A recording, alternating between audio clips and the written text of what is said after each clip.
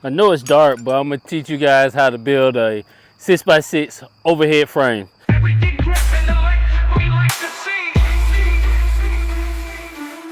This is gonna be from Martin Studios, and you're gonna start off with your 4 corners. And with Martin Studios, you're gonna need an Allen key set or a speed wrench. It's gonna come with 2 ears. This is one of your ears.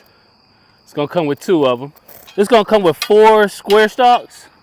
The size of it's gonna be right here. I'm gonna show you guys how to build it. This is the start.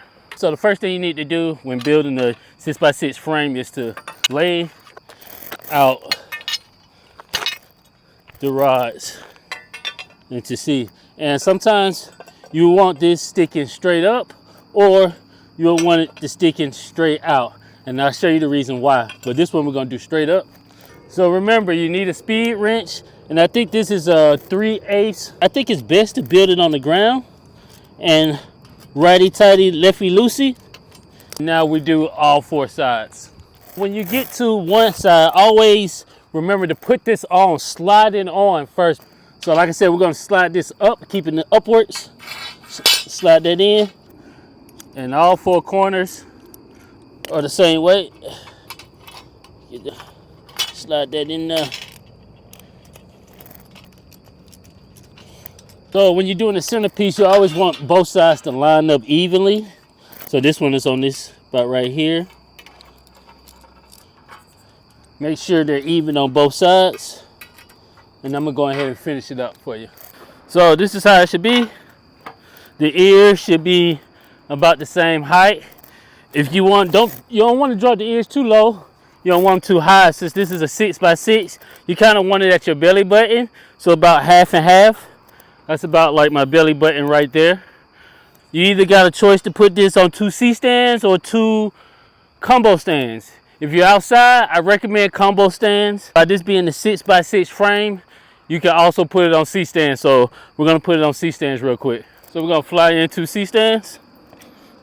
Subject straight ahead, so a large lid facing forward. So when mounting it, sometimes you want to mount it with the C-stand arm and sometimes you don't. In most cases, you don't want to mount it with the C-stand arm.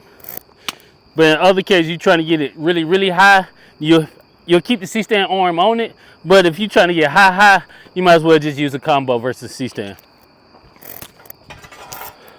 So I am doing this by myself. You can do it by yourself.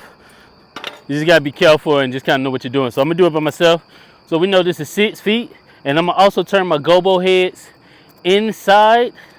I've seen people turn it to the outside, but I like the inside, and you'll see why I like the inside. This one's on the inside.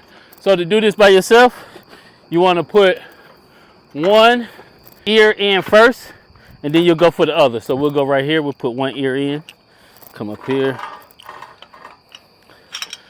All right, we're in there, lock it in. And this is the same way how you'll do it with an 8x and even a 12x.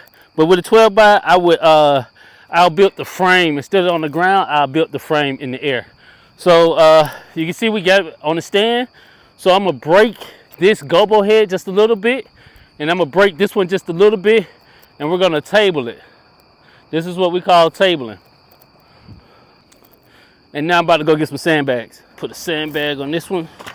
Now that we got our frame all the way built, and trust me, you don't have to be afraid to build it by yourself. I do it all the time. Now we're gonna put our silk on there. No matter what you can use your muslin. And I was trained, you guys let me know if you was trained like this, where they was telling me to never let any rag touch the ground. Because if you let it touch the ground, it'll get dirty. If everybody let it touch the ground, then this whole thing will be dirty. So my idea is to never really let it touch the ground. I mean, I see people let it touch the ground all the time. I'm not mad at it. I don't yell, I don't cuss. I just like, you know, it ain't my shit. So, but if it is my shit, I kind of politely let them know, like, hey, let's try our best not to let it fall on the ground. So this is it for right now. So now I'm about to rotate it and show you how we'll normally use it. And again, I think I'm the only grip that's out here doing it like this. And my goal was to start in the daytime, but so much shit was going on that it didn't happen. So what I'm gonna do now, I'm gonna lightly unlock this gobo head, not all the way, just like a water faucet. If the water faucet was off, we're gonna turn it on just slightly so the water can drip. That's how far I'm turning these knobs right here. Just a little far so the water can drip. And by me doing this, I can rotate just like that. And then sometimes behind it, we'll blast light through. But if we need to go up, I'll go up one side and then the other side.